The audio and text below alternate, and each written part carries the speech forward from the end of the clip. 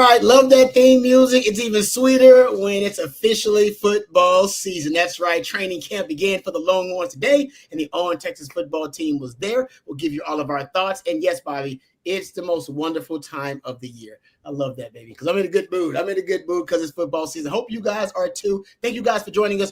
We'll answer any questions and comments that you have. Super chats, jump to the front of the line. We'll kind of open it up for questions. We guys know we know that you want to know as much as we know about practice and what we saw today. So we'll open it up. Also, we'll give you kind of our thoughts, general thoughts. Just open the show about what we saw at the media during the media window for Texas' first practice of training camp. We'll get into that. But also, we'll hear from Sark as well, because Sark talked to the media right after practice. So we'll hear a little bit from Steve Sarkisian as well. But gentlemen, let's start things off.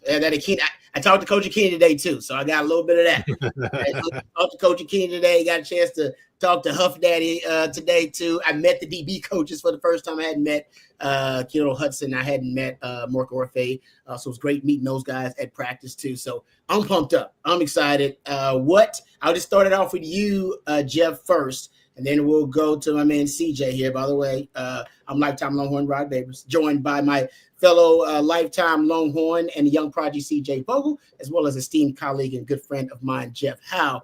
Jeff, let's start with you. What stood out to you first and foremost in the media window you got a chance to see? Yeah, I would say I would let y'all guess where I was for practice, but I know. Guess. I was at the O-line field.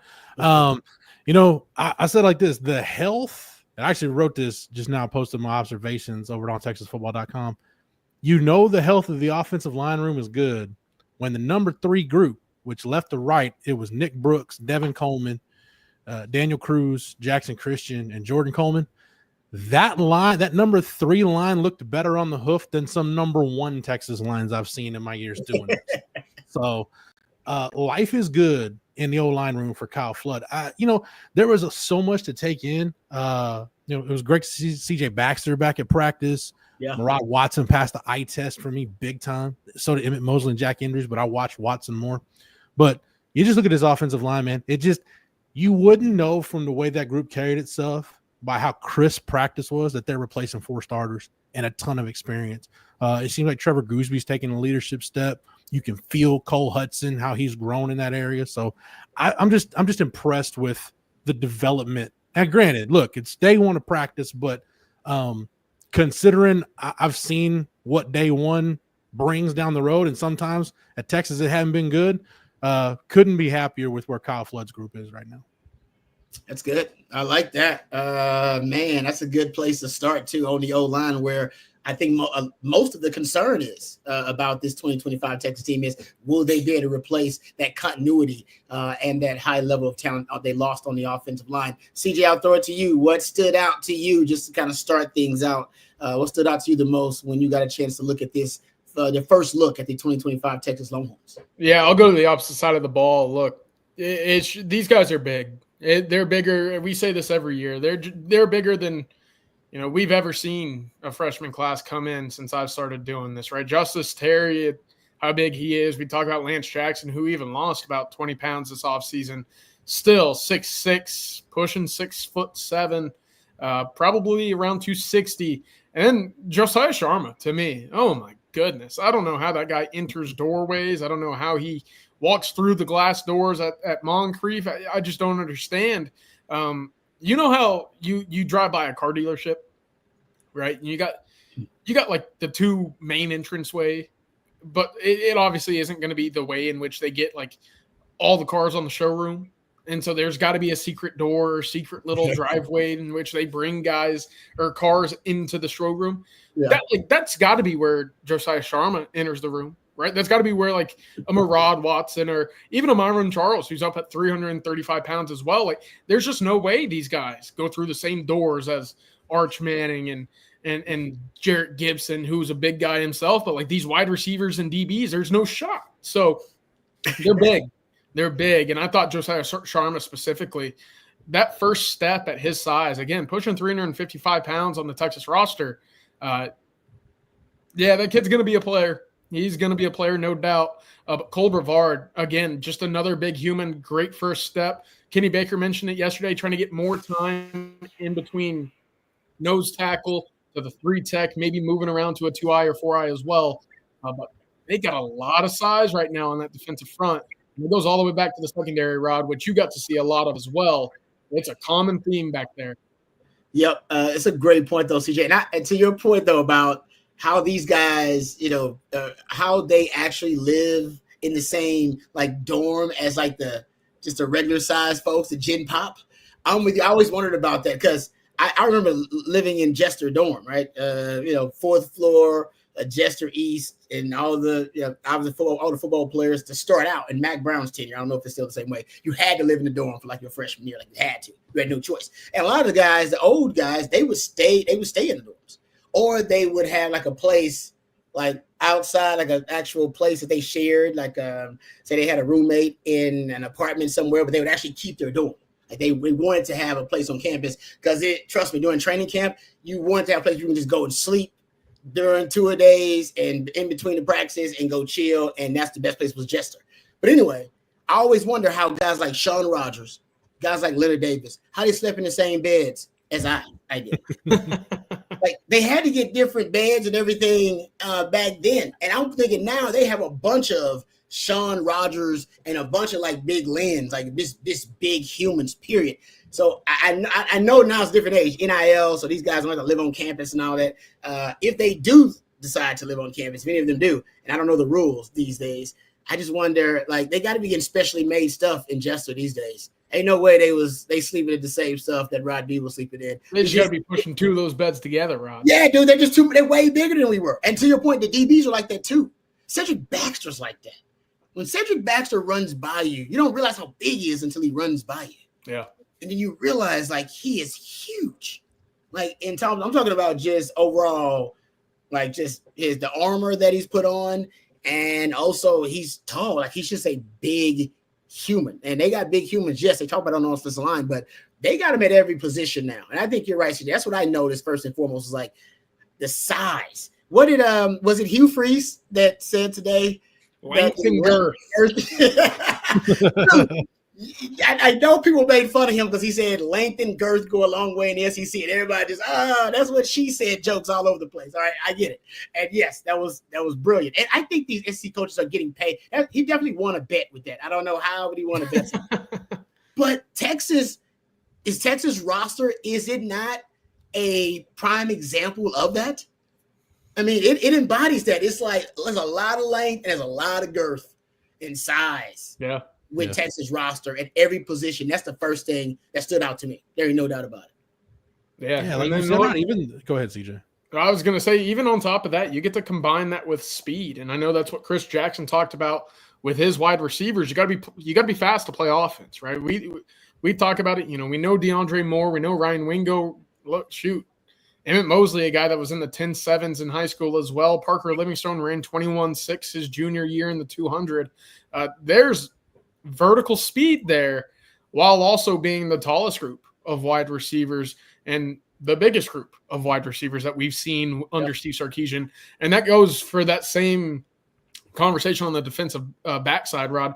They're not substituting speed and agility for size. And it's significantly harder to find guys with both, but they've done a great job on both sides of the ball of being able to compile guys with a lot of quickness, a lot of speed, and doing so at a size that you generally just don't typically see them.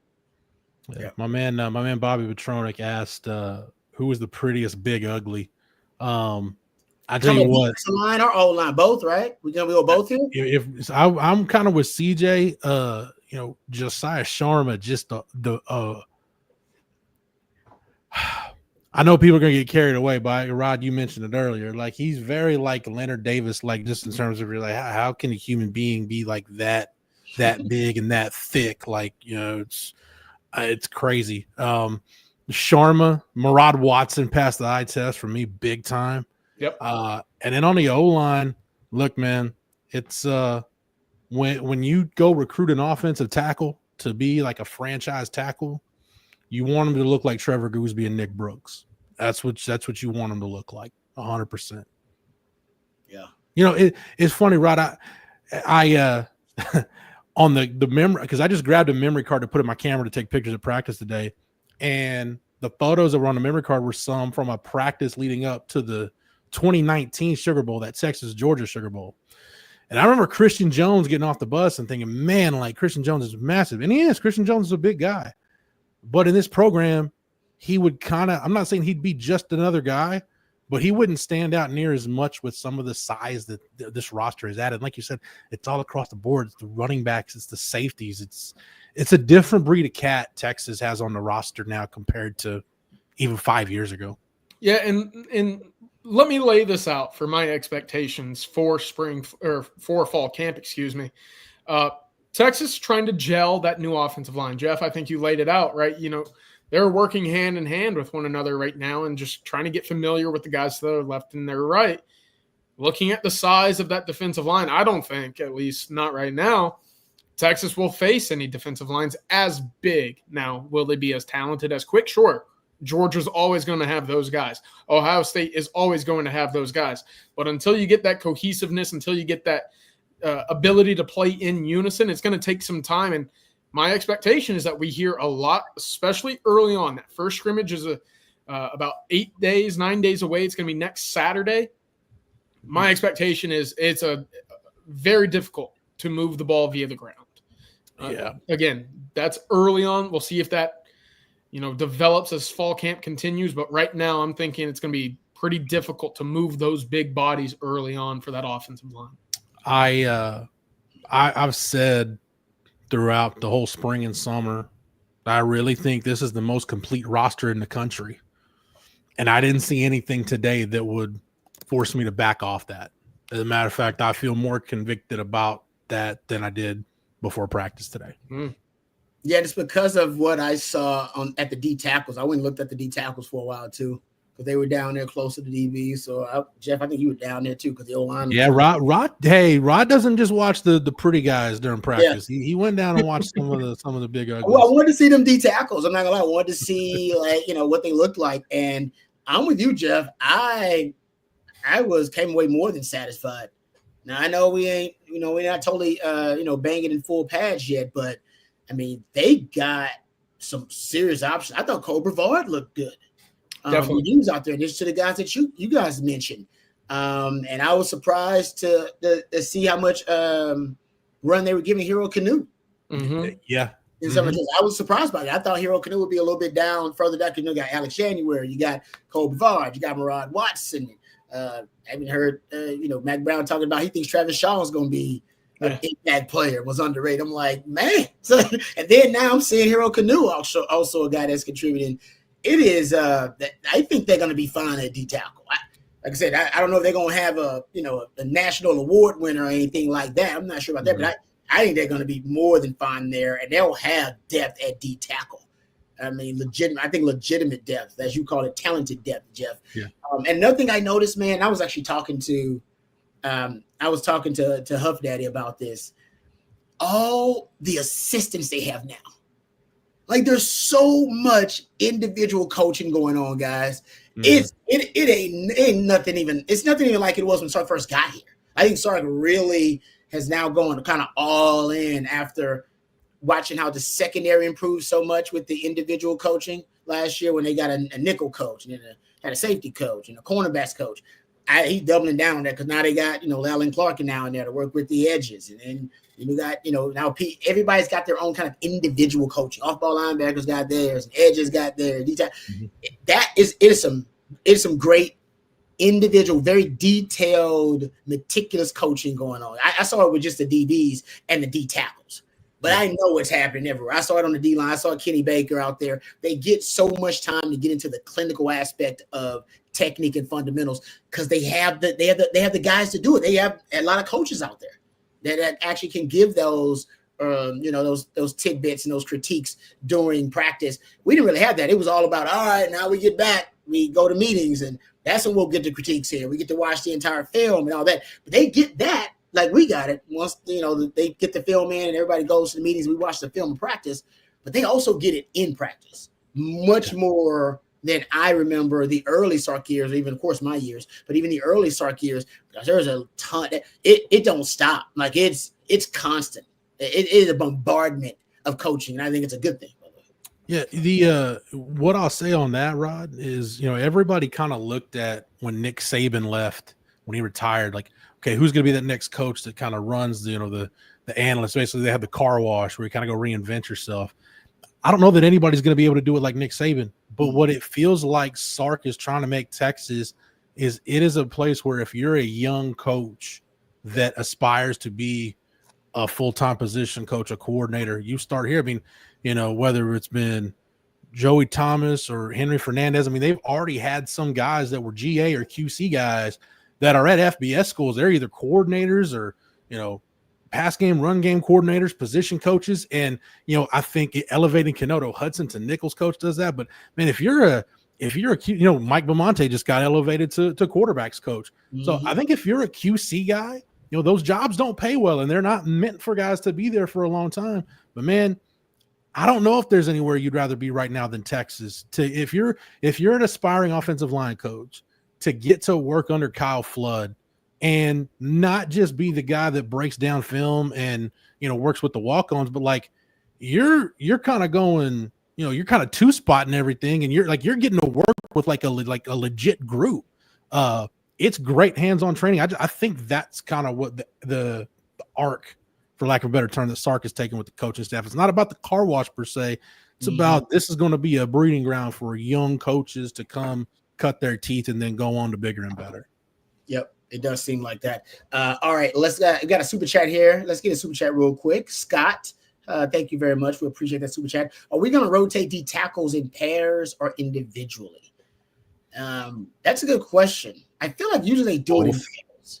Yeah, I feel like it's in pairs mostly, but I think Jeff's right. I think both. If there's a concern question mark for me, it's kind of twofold with the interior D line. How quick does it come together?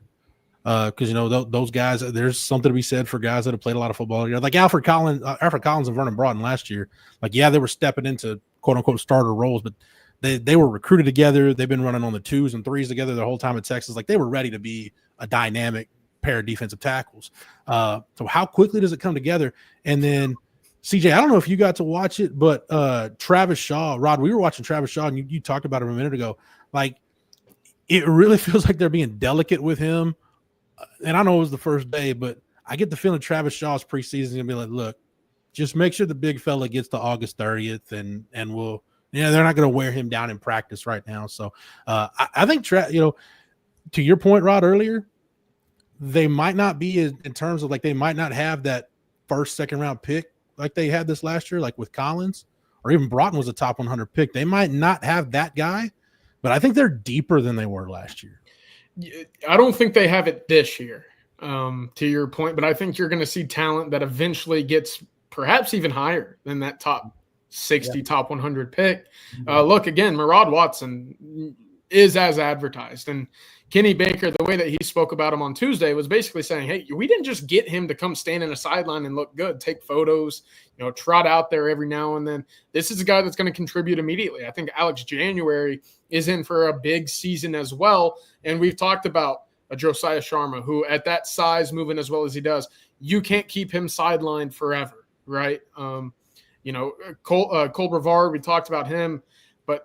I'm really interested to see what a Levon Johnson can do. And he wasn't out there on the field today, at least not that I saw. So what can he do when healthy? Because that's a guy that gave Maryland a lot of quality snaps against a lot of really solid physical teams in the Big Ten, which also leads me to another point. We need to talk about this.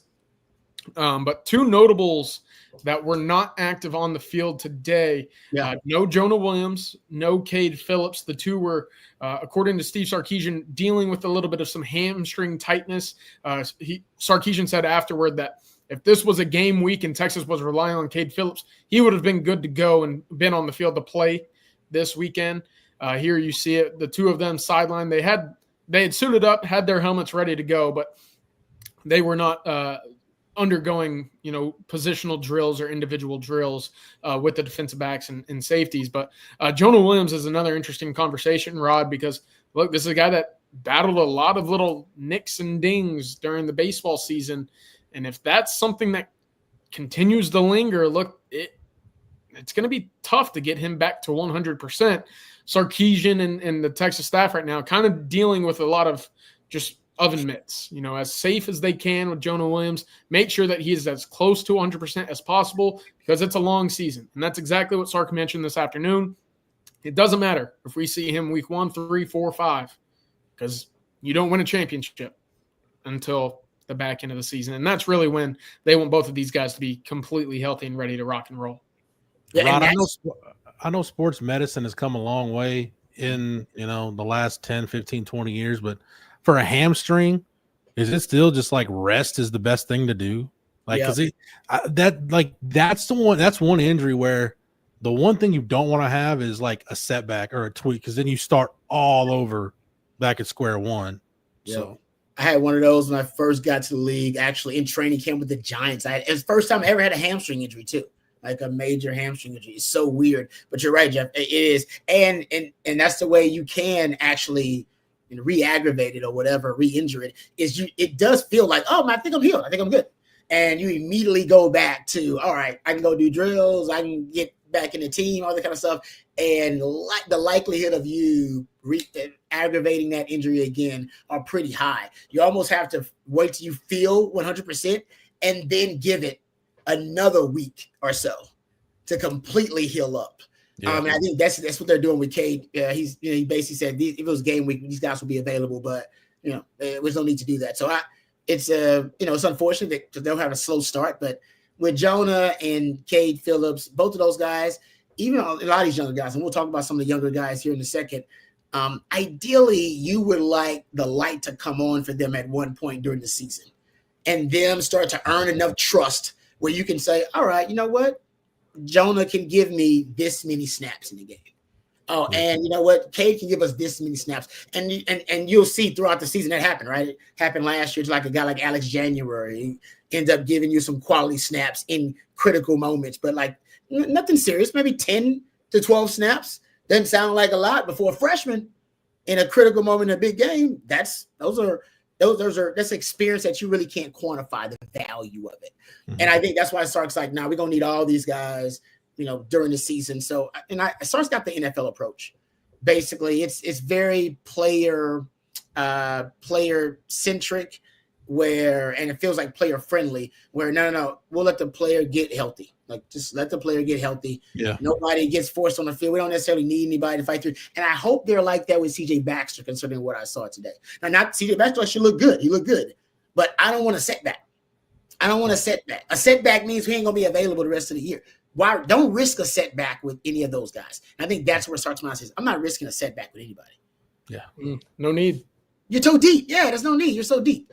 All right, we'll see your questions. We'll get to those. Let me thank our sponsor, one of our sponsors for tonight's program, and then we'll dive right into you guys' questions. I see you starting them. Yeah, they're starting to add up here. We appreciate you guys' participation. Let's thank Flat Creek before we move on here. Our friends are at Flat Creek Estate Winery, just minutes from downtown Austin, and they've won award after award for their vintage wine. Super Texan. I've told you guys about the Super Texan. Y'all thought I was joking about the Super Texan, or at least y'all thought I may have been exaggerating how good the Super Texan is. Well, I told you it was the best red blend in Texas, and it was an award-winning wine. Well, they recently entered into the San Francisco Wine Festival. It scored a 98 out of 100.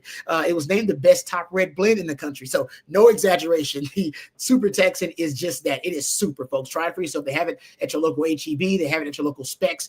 You also can try it at your local Central Market here in Austin. So the good word is getting out about those great wines over at Flat Creek Estate Winery. But not only do they produce some of the best premium wines on the market, they also have a gorgeous venue with barbecues, wine tastings, wine tours every single weekend. Perfect for a day date with your significant other or a weekend getaway with that very special significant other. Trust me, me and wife are going to try to get out there as soon as possible. I enjoyed the wine tour by myself. Actually, me and Bobby went out there and enjoyed the wine tour. We really enjoyed ourselves. And you will as well, no matter how special the occasion. We had a member of the On Texas football family get engaged out there at Flat Creek Estate Winery. So no matter what it is, they can accommodate your whatever your needs may be. Thank you very much to flatcreekestate.com, Flat Creek Estate Winery. All right, let's dive into the questions, guys, because we got a bunch of them. All right, here we go.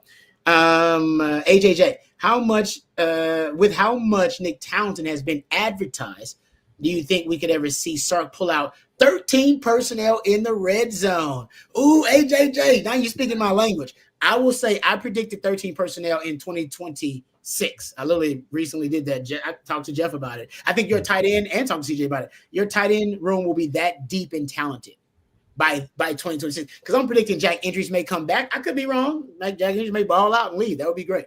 But you're going to have a Jordan Washington, who Jeff Banks says is a 3-down guy now. Nick Townsend, who Jerry Hamilton said athletically, he's like top 5 on the roster, potentially. If you're looking at weight, height, speed, combination, that kind of stuff. So I'm with you. And then, Amari Winston, some of those young guys. I think 13 personnel is something that's in the future for Texas. I don't see it this year. I don't see it this year. I kind of do. I do. Yeah.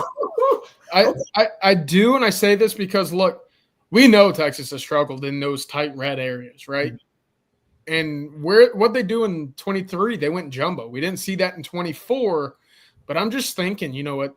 You get in that tight eye formation even, 3 tight ends in the field. You can move a Nick Townsend around as a sniffer and H-back, a guy in motion, almost as a faux fullback in a way, because you're going to have the size of a Jordan Washington, a Spencer Shannon. Jack Indry, a guy is in line, is capable enough of blocking a safety or a spun down outside backer, right? And I'm just thinking the options for a PA waggle and having someone screaming across the backside of the end zone, something late like release. That. Yeah.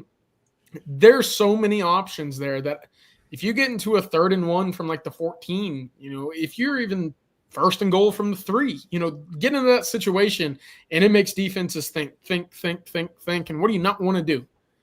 Overthink what your assignment is, and now you're looking at a guy running straight across you in a different color, and the ball is headed right to him. So I think you have the pieces. Will it be immediately? Probably not. Look, Nick Townsend got to school, about 3 songs on the radio ago. Like, it's been very, very quick for him to get up to speed with everything. But if he does, look, he's as quick as any of those guys off the ball. That first step and that power, his physicality, it's going to be a player at some point this year. And I'm thinking if you get him in motion with a full head of steam at some point as a 2nd or 3rd option or 2nd or 3rd tight end, you got something cooking there. I like the idea of a 3 tight end look this year. That's bold. That's bold, CJ. I like you going out on the limb. I'll say this, man. Look, Jack Injuries didn't come to Texas to be a part of the club. Rod, as our mutual friend, the great Brian Jones, would say, the club of riders and eaters, guys that just want to ride the bus to the game and eat the chicken fry afterwards. That's not why Jack Andrews is at Texas. He's at Texas to get to the NFL. It was pretty obvious today that at some point he's going to start gobbling up the number 1 reps at tight end. So if you do have 13 personnel, I think it really – to me, it's not so much dependent on Nick Townsend, who you could tell today was his first practice. Like, he's just – Bill Parcells used to call him, balling tall grass, just lost. Like, he's just trying to keep his head above water because it was moving. He's trying to adjust to the pace. But I think it's less about Nick Townsend and more of which one is more viable for you to use on an every down basis. Spencer Shannon as a pass receiver or Jordan Washington as a blocker. Which one of those tools do those guys develop? Because Washington's going to be there as a receiver. I feel like Shannon's going to be there as an inline guy.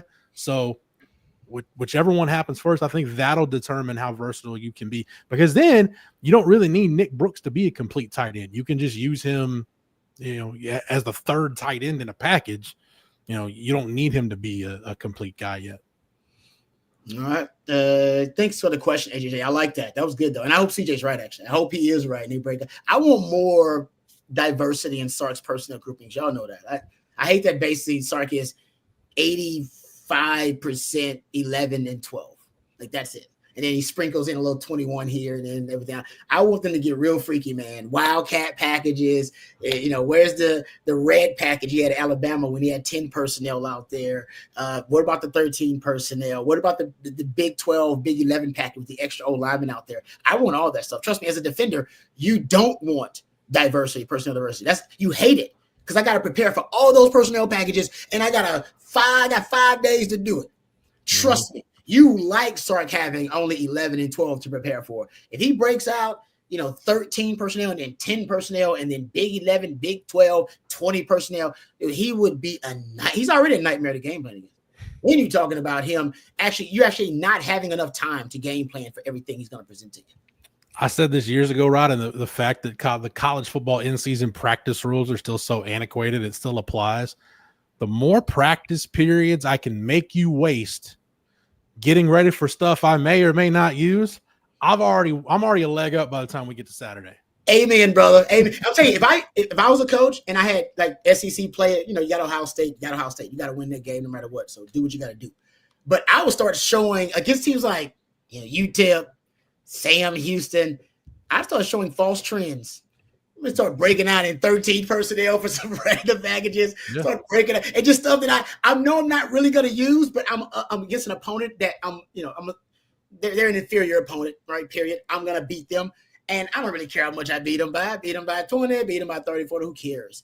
But if I can force my SEC opponents who I face to start out the SEC play to start saying, damn it, now we gotta deal with this Wildcat package, 13 personnel package they broke out here. How about that Big 11? Dude, it's a nightmare for those coaches. I'm with you, Jeff. I would do it just for that alone, but sorry. We've heard for years, like some of the best coaches in the NFL. Like I know Bill Belichick has done it. Andy Reid does it. Sean Payton is known to do it. John Harbaugh does it big time. They will throw out a formation or a play that they know isn't going to work. They're just going to throw it up. They're just going to put it in there just to throw off your analytics. Yeah, because the percentages are going to change. Oh, they'll be in, they'll be in 13 personnel 10% of the time. We just showed you 13 personnel. Now you got to waste time getting ready for it. We ain't going to run it again. So. No, I would definitely do that. Honestly, with Kirby Smart, he might need to start playing them games right now. I know it sounds crazy, but Kirby Smart is that, he's that talented of a defensive mind where you might have to start planting these little false flags and Easter eggs and stuff in your offense early on, playing games, anticipating down the line. Kirby's going to be trying to pick it up.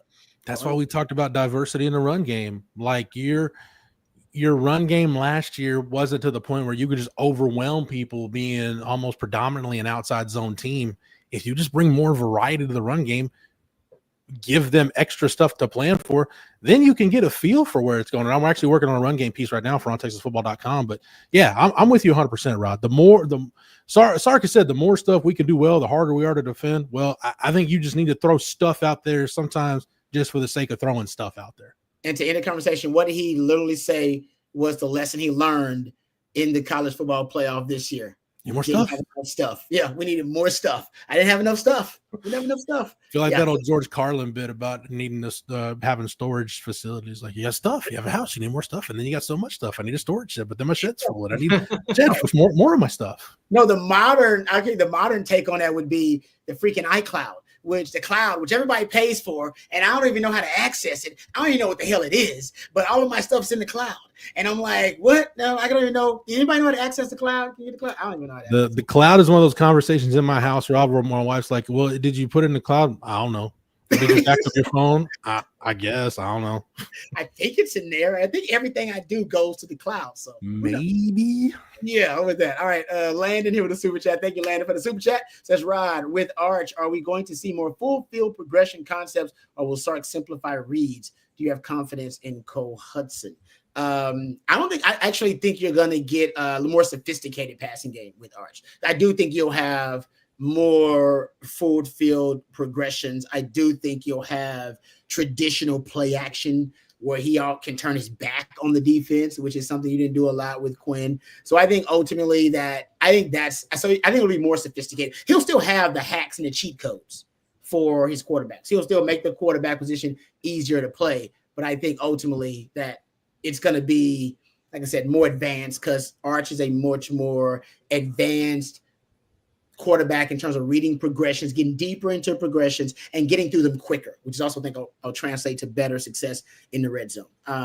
Cole Hudson, I mean, I have confidence in Cole Hudson, guys. I mean, is this misplaced confidence? What about Cole Hudson? What are your thoughts about him? And obviously with Arch and the offense now in the passing game as well. Look, I'll let CJ take it. Yeah, because CJ, you talked about his experience in high school could probably help him now more than ever. Yeah, coming from a triple option offense, like you would expect that to play a factor for him to be able to be a plus in the run game. The big thing for Cole, and look, we've seen that sporadically when he's on the field at right guard, is look, he's got to keep his feet. And no place is more important for that to be the case than in the middle of your offensive line. So I know that that's been a point of emphasis for him is, look, when you're driving and you're engaged, you got to make sure that your feet and you stay up and you can basically just move defensive linemen away from wherever the ball is headed. That's been something that's been a work in progress for Cole. But in that center of the field, look, he's been working on it for not just these last 8 months, but for the last year and a half, the last 2 years. He's been getting snaps at center for an emergency guy behind Jake Majors. If Connor Robertson wasn't able to go, it would have been a Hayden Connor or a Cole Hudson. So now he's familiar with that position. And beyond that, it's all about recognizing those calls. So I think so. I want to say the confidence is there. And look, again, he's certainly going to be tested more in practice with Cole Brevard, Josiah Sharma, Travis Shaw. Then maybe he sees until Georgia, really. Mm-hmm. It's a good point. Go ahead, Rob. No, you got it. Go ahead. I just want to point out, and I'm not saying, look, because Lyle Sinline ended up playing 10, 11 years in the NFL. Started a Super Bowl at center. Was a damn good center for a long time. Mm-hmm. You know how many starts Lyle Sinline had at center going into the 2005 season? Oh, that's a good one. Oh, maybe 5. As many as the three of us combined. Damn, good nugget. Wow. It is. Whoa. Because Jason Glenn was a multiple-year starter at center, and Lyle had to wait his turn and did. But why were you confident in Lyle Sinline? Why was I confident in Lyle Sinline?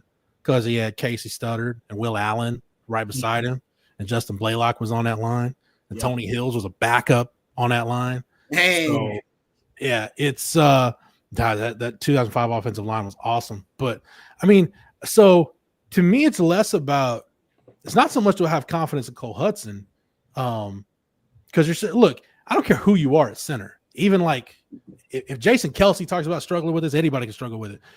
If somebody just puts like just a monster zero tech over the ball and just wants to blow up the center every play, 9 times out of 10 they're going to do it, right? It's just physics and leverage and things that are way over my head. But so I think your center, no offense to them or disrespect to them, your center's kind of got a ceiling on what you can realistically expect, how much your center can dominate. What I think is the key is, how does Neto continue to make progress? Does DJ Campbell become somebody that they can rely on consistently? Trevor Goosby's continued development.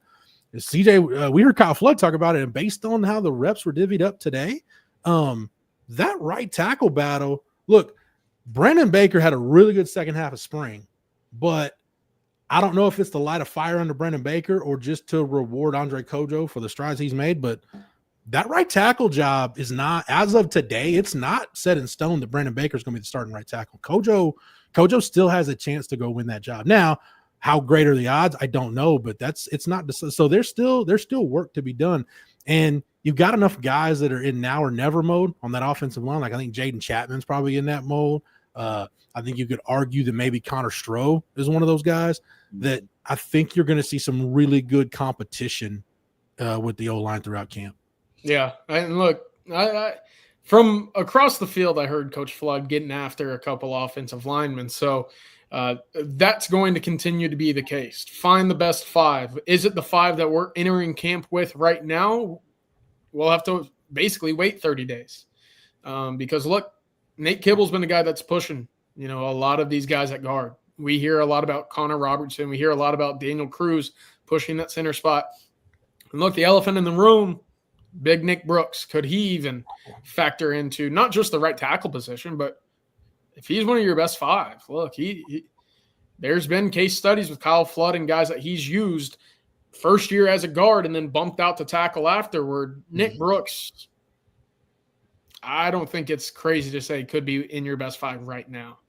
Ooh, another super chat here, guys, about the O-line from Tex Fan. Thank you, Tex Fan, for the super chat. Said, how impressive is it that the 3 deep on the O-line is all, and I mean all, homegrown and developed. No program in the country has done that.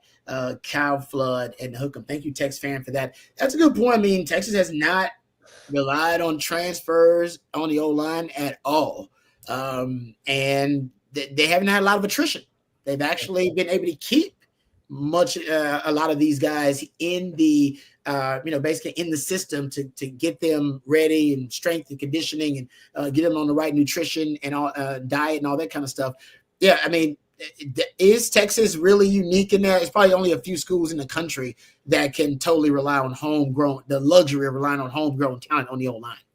Yeah, I think Georgia's in that conversation. Mm-hmm.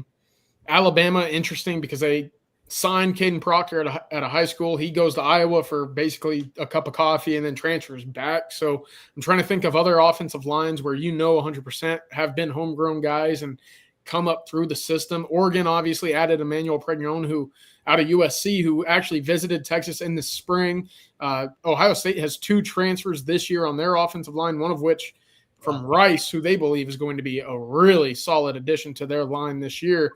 So, yeah, it's a rare thing, especially at this level. And it's something that, look, again, new faces in that starting rotation, but all guys who have been in this system for multiple years. And we talk about continuity of coordinators and head coaches. Well, continuity of guys just on your offensive line that already know the calls of systems, basically your adjustments and audibles at the line of scrimmage. That's a big leg up in where you want to go early on in camp when it comes to learning and absorbing that entire playbook. Yeah. What's most impressive about it to me, too, when you look at the 3 deep on this team, there are no Herb Hand recruits left in that O-line room. All these guys were recruited by Sark and Kyle Flood. So it is truly homegrown in every sense of the word. And I like the fact, though, that they've had the look. Kelvin Banks was one of those guys coming out of high school that, like, unless something just completely unexpected happened, was probably going to be a first-round pick, but you still got to help him get there, right? He's got the tools. In some cases, maybe you just need to show him kind of how to use them and where to put them. But they develop. Kyle Flood should get credit for developing Cameron Williams into an NFL player. He should get credit for developing Hayden Conner, a guy he didn't recruit, he inherited, developing Hayden Conner into an NFL player. I said, if Kyle Flood walks into a living room, CJ, well, one thing I would do is I would put in a couple cut-ups from Christian Jones, 2021 against Kansas, and then Christian Jones, like maybe in that Big 12 championship game against Oklahoma State, and go, that is the same player. Believe it or not, that's the exact same guy. That was just 2 years of development. So, yeah, he's done it with inherited guys, with recruits, and that I think of everything in the program. And again, I just love the offensive line. That's how I watch the game, where the position I watch the most. I'm more proud of, in terms of just personnel, I'm more proud of that than anything in the program. The fact that it's all homegrown high school recruits that they've developed that are a part of that 3D. And no walk-ons in the 3D. Yeah. All scholarship guys. And again, that third line, average weight of what would you say, Jeff? About 325, 330? When you talk about Nick Brooks, the Coleman brothers, and Jackson Christian, I mean, it's funny. Daniel Cruz probably looks like me amongst those guys. And even then, he's about 315, 6'3". So, I mean, Jackson Christian may be the smallest guy on that line, and he's 300 plus. Like he's had a really, really good, since he got here in January, he's had been on a really good trajectory. So, like I said, that number 3 line, when they roll out, again, just kind of doing stuff on air, like, they're more impressive than some number 1 Texas offensive lines I've seen. I know you can go back to some years, and I don't need to point them out. The bar was pretty low in some of those years, but I think that just speaks to the depth they've got right there. Yeah, good stuff there. Yeah, Texas is an outlier with O-line development in terms of compared to the rest of college football, being homegrown, with now keeping quarterbacks around thanks to Arch Manning. Like, they've been able to keep quarterbacks in the system for a long period of time. Those are these days, those are hard to do. So, and the continuity at coordinators you guys brought up, and people don't bring it up that the coordinators, we talk about the continuity here at Texas. They've been together for 5 straight years. The strength and conditioning coach, all the coordinators, and the head coach. But they, a lot of them were together before that at Alabama. Like, their continuity goes back even before they came to Texas together. I mean, Kyle Flood working with Sark and kind of, they go back to Atlanta. Yeah. Kyle Flood and Sark go way back. They've been working together for a minute now. That's Kyle a long time now. Like when did Sark go to Atlanta? What, 2017? He said this is their 9th season. He said this is their 9th year together. He said, "Hey, that's longer than some marriages." He's like, exactly. "No, this like everybody in this room." But I'm like, "Yeah, I mean, you look at what the divorce rate in this country is. Yeah, that is longer than the most marriages." I'm telling you, man. So the continuity goes a long way. All right, let's think of sponsor. Oh, sorry. Go ahead, CJ. No, go ahead, Rod. We'll get to it right after the. Yeah, I want to get CJ's thoughts about the newcomers on campus because Sark actually spoke about them, and we got a cut from Sark, and we'll get to that here momentarily. Let's thank our friends over at Von Lane before we move on, and we'll try to get to some more of your questions as well.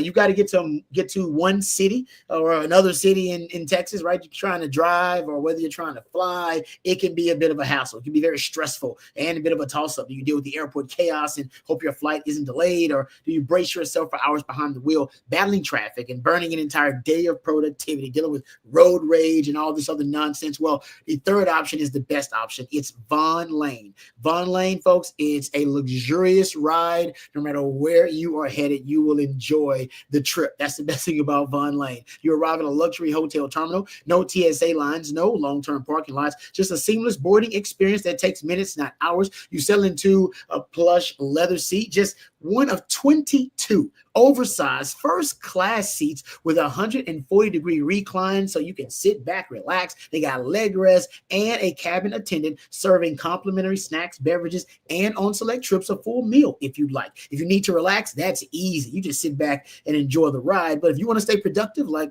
I am usually, you can enjoy the high-speed Wi-Fi and power at every seat. Fall travel is booking fast, so reserve your spot now for October trips to Texas versus OU in Dallas, F1 and ACL in Austin, Texas, or college football weekends in Nashville, Dallas, Fort Worth, or Houston. Von Lane can get you there, folks. They connect Austin, Dallas, Houston, Fort Worth, San Antonio, Nashville, Atlanta, Memphis, and now Knoxville, and the Woodlands, and Plano. They just keep adding to the list. Visit vonlane.com, VONLANE.com. Use the code OTF25 to save $20 off your first ride with Von Lane. Von Lane, elevated regional bus transportation. Thank you very much to our friends at Von Lane.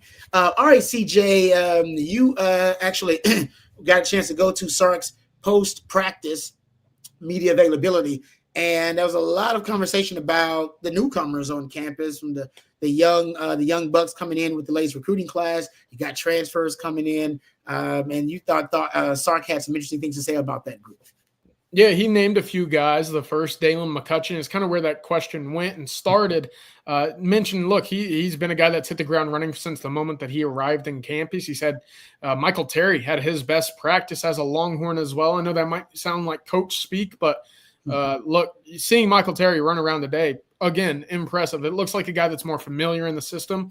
And Michael Terry working as that slot receiver, pretty interesting. It's closer to the line of scrimmage than that outside position that maybe some anticipated him playing, maybe a smoother transition into a role later on in his career, but we'll see. Obviously, right now he's working solely at wide receiver. Sark also mentioned Murad Watson, but we'll talk a little bit more about Michael Terry coming up. But I believe, Matthew, we have the clip ready to rock and roll. Here's Sark talking about some of the newcomers that are standing out early on. Yeah, Dalen, I thought, had a very good day, and it's kind of continued from where he was at in spring. I thought a guy who had his best practice today for a young player was Michael Terry. You got to remember, this guy in high school played a lot of different. He was a jack of all trades, right? He was wildcat quarterback, he was receiver, he was running back, he was all over the place.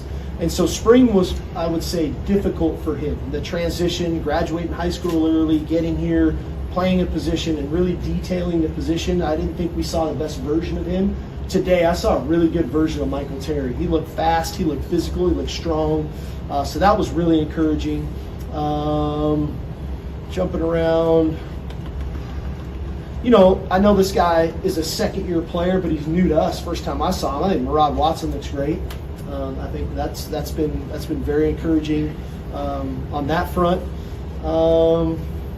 Lance Jackson, he continues to show, his ability to play. And so a lot of those guys, and again, I'm always hesitant on these first couple days when we're not in pads yet and they haven't gotten sore yet. And this is as good as they're going to feel all year. We just saw it.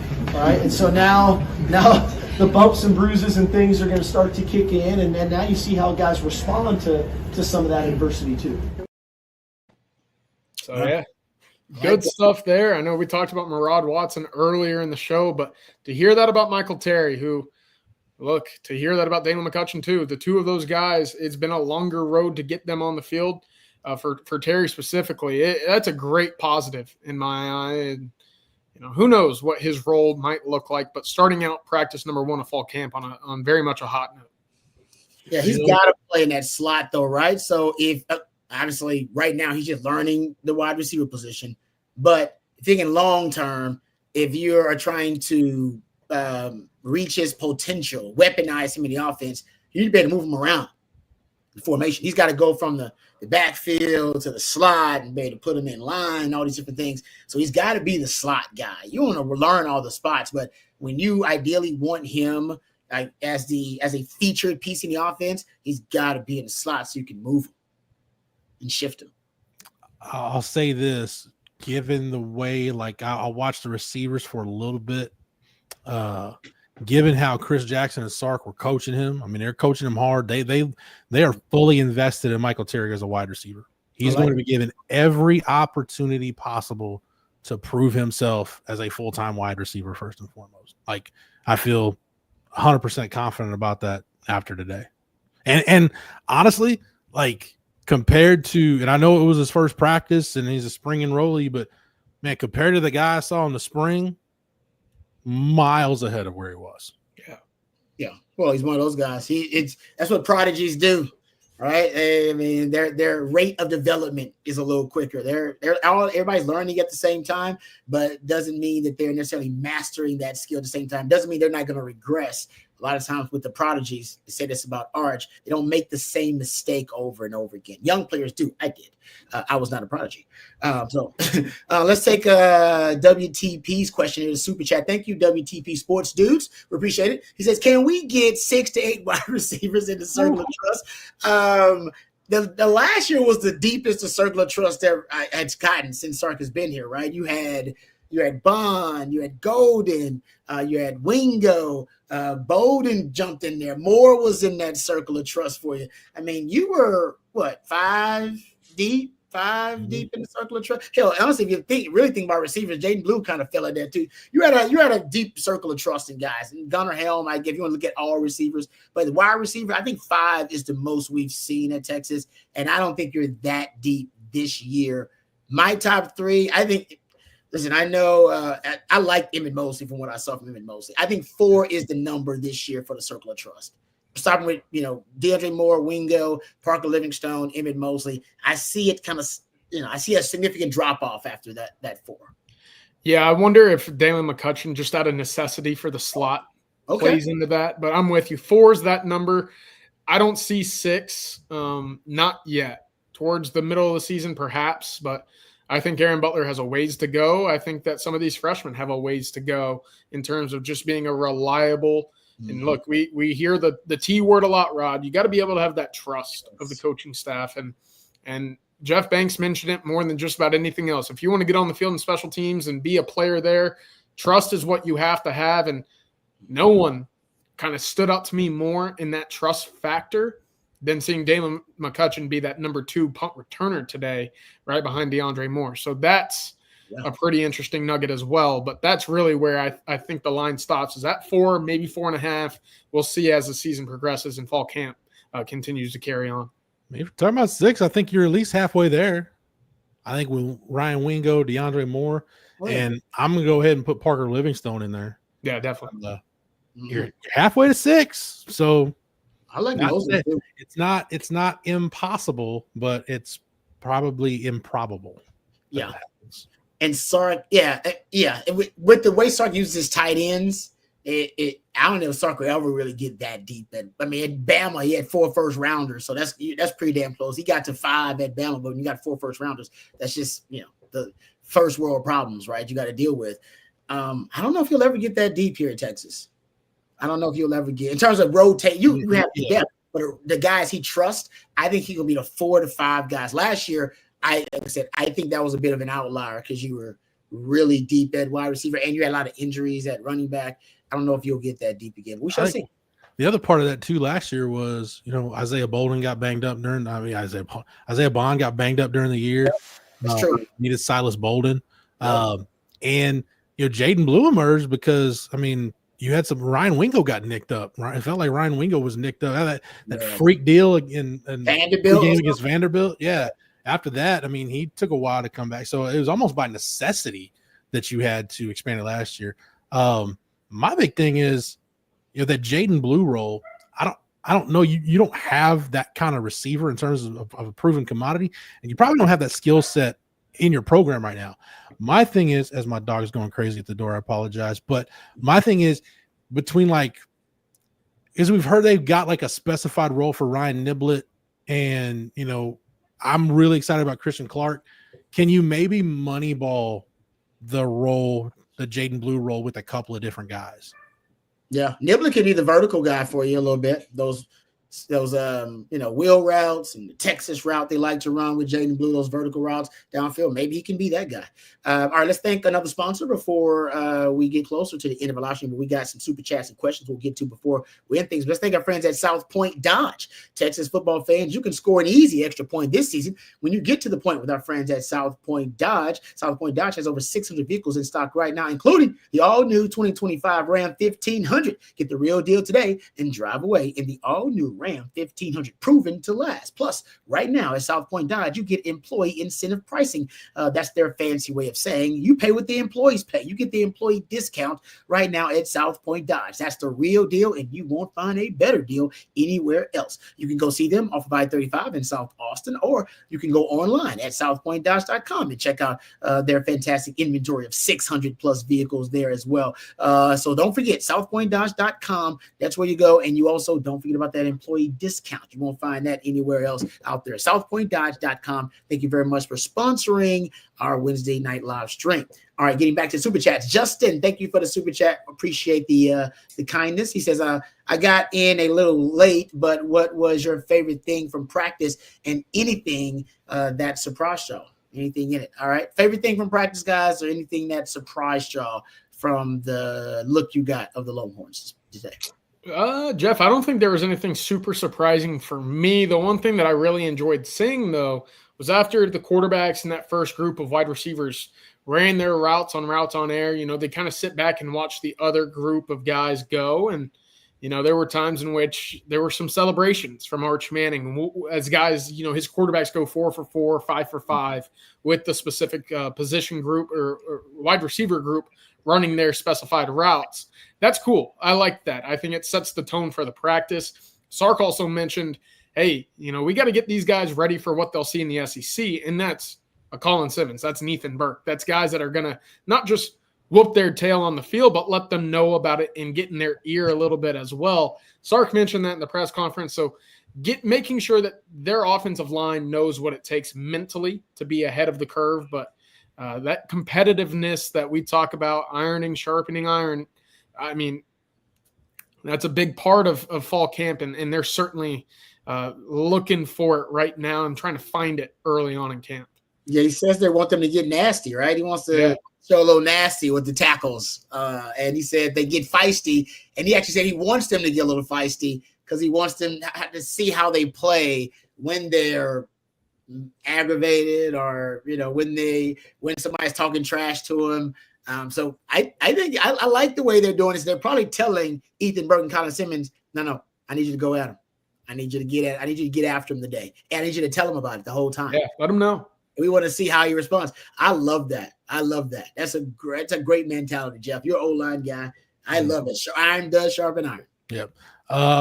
Let me just say I had to power through practice today because I made the dang coaching mistake on my part. I didn't eat before I went out there, so I was feeling a little lightheaded, and then the car overheated, so I had to get it to a garage and had to drive from Austin back to Kyle with no air conditioning, so that was fun. So now that I got some food and some electrolytes in me and I can think, I'll say this. I've already talked about the offensive line. I talked about Murad Watson, but I think my favorite thing is when we talked about Bijan Robinson when Bijan got to Texas, we talked about him in terms of enjoy him while you got him because he's 3 and done. He's going to be a top of the first round pick. That's a pick at the top of the first round. Like, he is special. Guys like him don't come along very often. I'm ready to talk about Colin Simmons the same way I talked about Bijan Robinson and the same way we thought about Bijan Robinson. Like the physical evolution of Colin Simmons, his physical development, he's on that trajectory to be like a top 3 pick in the draft, be in the discussion. And I know we've said that in theory, but just watching him today, just watched him go through drills for a little bit. And I'm like, dude, that's a pro. So the way I felt about Bijan Robinson that's pretty much now the way I'm starting to feel about Colin Simmons. I love that. That is no surprise. I will say the surprise of practice has to be, for me at least, Grayson Littleton. Yeah, that's a good one. Getting reps with the ones at nickel. I mean, that's rare. I mean, and especially with a group like this secondary that has so many veterans in it. If they're trusting him early on, if he's already, that's a difficult position to play. Trust me, in any defense. But if he's already showing the football acumen, right, the football IQ to play that position as a true freshman, and from what I hear, he's a sponge. He's just trying to soak it up. Film study. He's constantly asking questions. Apparently, he's like attached at the hip to Taft Daddy. That to me was the biggest surprise. I think is Grayson Littleton, and we know that DB class is loaded with talent, right? You got Cade Phillips, and you got Jonah Williams, and those guys were limited because they had injuries. So they represent kind of the ceiling of that group. But in terms of who's going to contribute right away out of those young DBs, Grayson Littleton, and we've been hearing it. Yeah, you brought him up, CJ, several times. Grayson Littleton, and looks like what you've heard and what you've reported is definitely it's the real deal. Like, Rod, talk about the way he moves, because the drills that I saw from the corners today, it looks like he's permanently on like a speed boost, like when you're playing Mario Kart. He does. He plays fast. He just goes. Yeah, he play. I said he plays fast. He's playing fast as a freshman at that position. There is a lot of, I would say, for a young guy in that position. First of all, everything happens faster the closer you are to the football. So you got time to process at corner, time to process at safety. You get a little half a second to see things develop. At nickel, you do not have that. There is no grace period. There is no time to process. It's all instinct. It's muscle memory. You got to go. And you got to be quick, because if you take too much time, either lineman will be up on you, blockers will be up on you, or that two-way go of that wide receiver will have you in a blender. And yet that young man plays fast as a true freshman at nickel. Go look at the lineage of nickel at Texas, guys. Go look at it. Go look at, ever since Rob B played, go look at the guys who played nickel and how many of them go to the league. You're probably about 70, 75% NFL hit rate for the nickel position at Texas. Anybody who had, because you got the skills to play it, that's a Sunday skill set. It naturally translates. It's probably more than that, Rod, because, I mean, it's probably 70% drafted, but, I mean, you think about like a guy like PJ Locke that didn't get drafted, that's still getting paid, still cashing checks in the league that played nickel. No, you're right. No, that's a good. I'm probably going to do the research now that y'all got me thinking about it. But I would say a freshman playing nickel was last time we saw that freshman playing. I mentioned in the chat, Aaron Williams did a little bit. Yeah, he was special though. He was special. So my point is, it's going to be somebody special.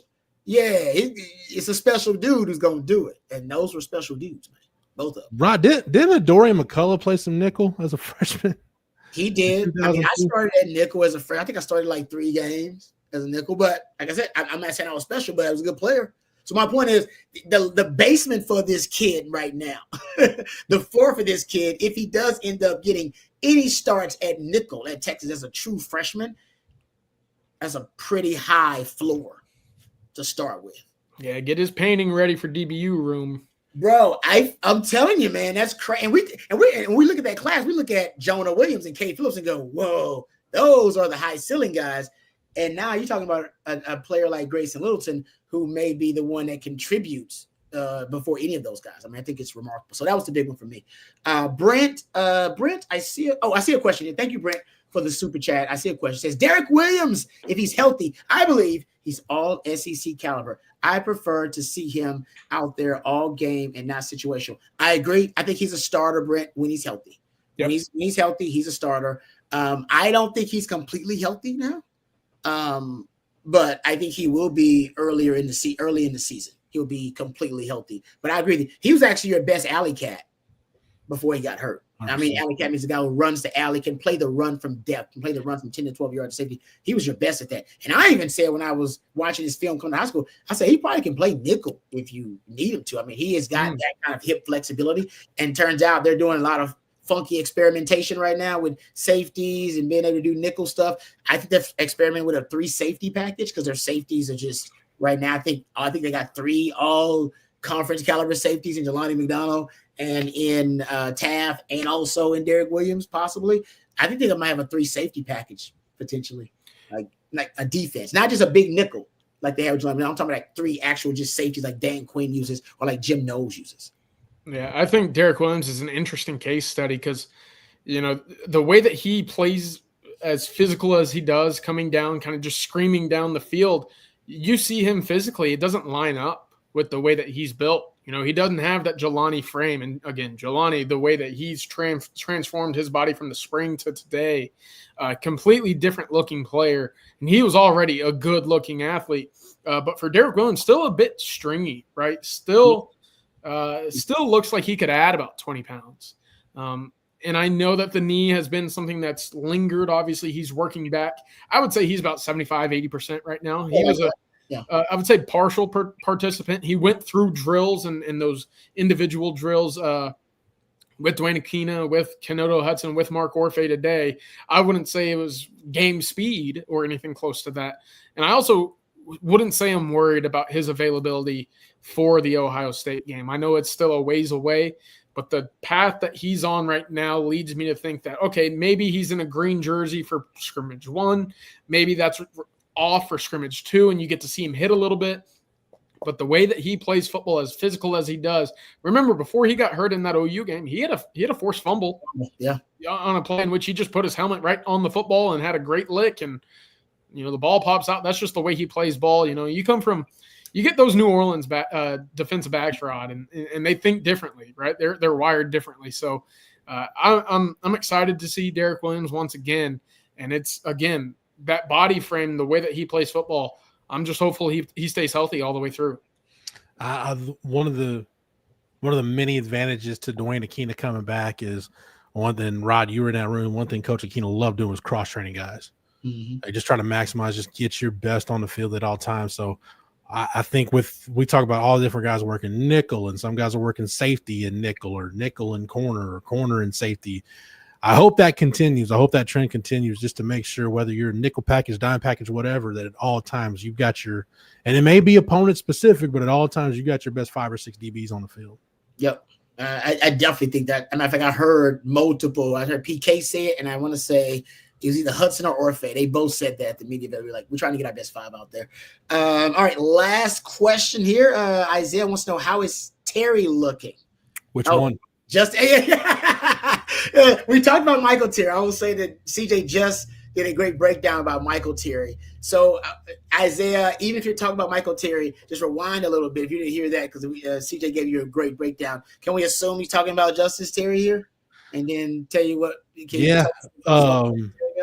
Yeah, I can tell you this about Justice Terry. I do like the fact that based on what we saw, it's legit that he and Lance Jackson are going to split their time between the edge group and the interior D-line group. Now, the bad news about that, if there is such a thing as bad news, Isaiah, when those 2 guys were going to the interior D-line group to work with Kenny Baker, which they are the group closer to us when we're on the field, that was when we got kicked out of practice. So we didn't get to see much of Justice Terry and Lance Jackson spin on the interior. But yeah, I like that they're, again, we talk about cross training, get your best guys on the field. I like that they're serious about giving guys both. And I know this kind of more of a macro deal compared to that, but I love the fact, rather, now that Leala Clark is the edge coach, did you notice PK is roaming and he's in all the drills now? I love that when your defensive coordinator just has the freedom to roam when he's not coaching a position. Yeah, I feel like Coach Aquino was roaming a lot. Yeah, I was by DBs and Coach Aquino, he was roaming around, looking at linebackers doing all stuff and roaming from safeties to corners. And I was like, okay, yeah. So I'm with you on that. I think it's good to have more minds you have, right? The more CB asked earlier if Coach Akina yelled during practice. Like Dwayne Akina, Rod, you've known him closer and longer than I have, but in the time I've known Dwayne Akina, Coach Akina has two voices. He's got like his inside voice and he's got his practice voice. There is no like in between. So his practice voice is cranked up to about 50. Yeah, he yelled when I first saw him. He was like, he started yelling when I first saw him. So yeah, Coach Akita's always out there yelling, but he's doing good. He was really excited today, man. He was really excited. So I gotta say, I thank you guys for all the questions and everything as well. Sorry we couldn't get to all of them because we had a ton of them. But just as trying to undersell yourself, you lived out most of our childhood dreams and still a role model to this day. Come on, thank you, Justin. I appreciate that. That's a great way to end things. Thank you very much. And also a message from our friends over at Advanced Pain Care before we get done, our last sponsor of the evening, and a message from two legendary lifetime Longhorns, Cole McCoy and Vince Young. Pros know the pain stops here. Physical therapy helps me as an athlete then and now. And do I still need therapy? Yes. Advanced Pain Care helps with that. Injuries will stack up. They'll add up. You can't let those injuries get you down, and Advanced Pain Care has been very helpful for me. We can help with whatever's got you down, from nerve damage to our spinal cord stimulator. Pain is inevitable. Suffering is optional. Same-day appointments available. Advanced Pain Care. The pain stops here.